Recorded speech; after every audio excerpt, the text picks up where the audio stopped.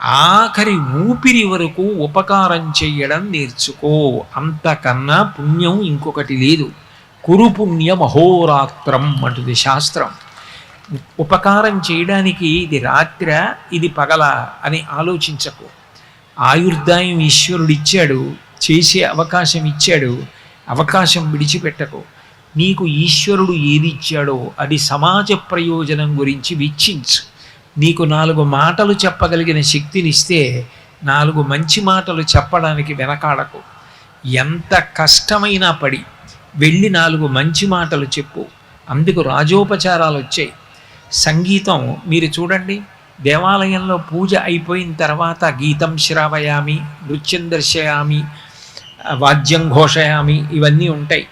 కారణం ఏమిటంటే నృత్యం వచ్చిన వాళ్ళు 10 మంది ముందు నృత్యం చేస్తారు.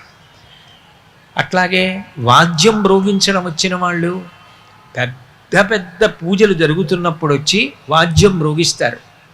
కంచి కామకోటి పీఠాధిపతులు చాతుర్మాస్యం చేస్తూ ఉంటే లబ్ధప్రతిష్ఠులైనటువంటి విద్వాంసులు, వాళ్ళ తేదీ దొరకడం కష్టం.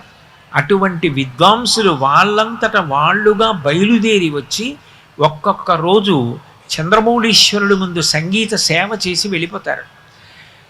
వాళ్ళంతట వాళ్ళు బయలుదేరి వస్తారు, వచ్చి సంగీత సేవ చేసి వెళ్ళిపోతారు. అంటే ఈశ్వర, మీరు మాకు ఇంత గొప్ప అనుగ్రహం ఇచ్చారు, మీరు ఇంత అనుగ్రహం ఇచ్చారు కాబట్టి మీ ముందే ఈ సేవ చేస్తాను. ఇచ్చిన వాడెవరు? భగవంతుడే.